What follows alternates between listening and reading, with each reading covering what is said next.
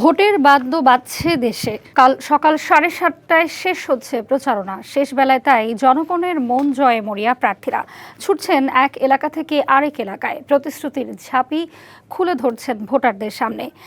একই সঙ্গে রয়েছে পাল্টাপাল্টি অভিযোগও। প্রচারণার শেষ সময়ে ক্রমেই উত্তপ্ত হয়ে উঠছে ভোটের মাঠ। নানা সমীকরণে আভাস মিলছে হাড্ডাহাড্ডি প্রতিদ্বন্দ্বিতার, রয়েছে অভিযোগ পাল্টা অভিযোগও। বগুড়া ৬ আসনে মহিলা দলের কর্মীরা নেচে গিয়ে তারেক রহমানের পক্ষে ভোট চান। নেতৃত্ব দেন জেলা বিএনপির সভাপতি রেজাউল করিম বাদশা। জামাতের পক্ষ থেকেও বিশাল নির্বাচনী মিছিল হয়। নেতৃত্ব দেন সদর আসনে জামাত প্রার্থী আবিদুর রহমান সোহেল। নির্বাচনী জনসভায় যোগ দিয়ে ফেনী ১ আসনে বিএনপির প্রার্থী রফিকুল আলম মজনু বলেন, দেশ আজ দুই ভাগে বিভক্ত।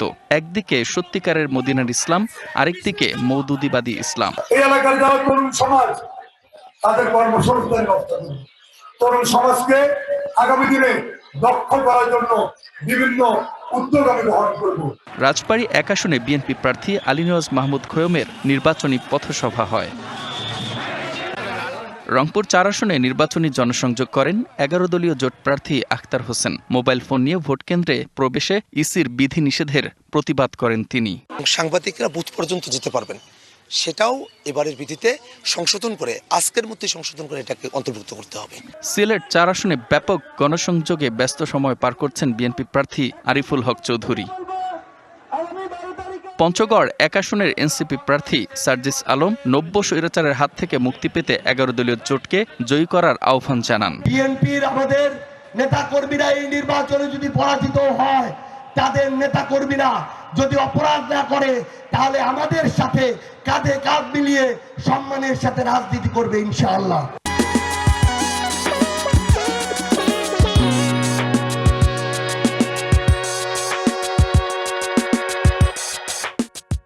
এদিকে উখিয়া টেকনাফ আসনে লেভেল প্লেইং ফিল্ড নিয়ে ভিন্ন মত ধানের শীষ ও দাড়িপাল্লা প্রতীকের প্রার্থীদের। খুলনা ৫ আসনে প্রচারণায় জামাতের সেক্রেটারি জেনারেল মিয়া গোলাম পরোয়ার চাঁদাবাজ দখলদারদের বর্জনের আহ্বান জানান। দায়িত্বপ্রাপ্ত পুলিশের কাছে বডি অন ক্যামেরা থাকবে, আর থাকবে ২০০ যুবক, আমার ভোট কেন্দ্র তারা পাহারা দেবে।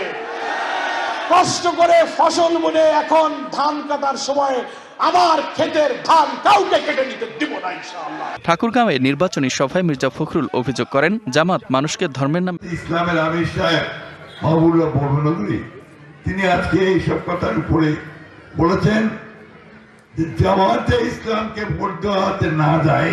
২৯৯ আসনেই এখন শেষ সময়ের উত্তাপ। ভোটারের দৃষ্টি আকর্ষণের সব প্রার্থী চেষ্টা করছেন।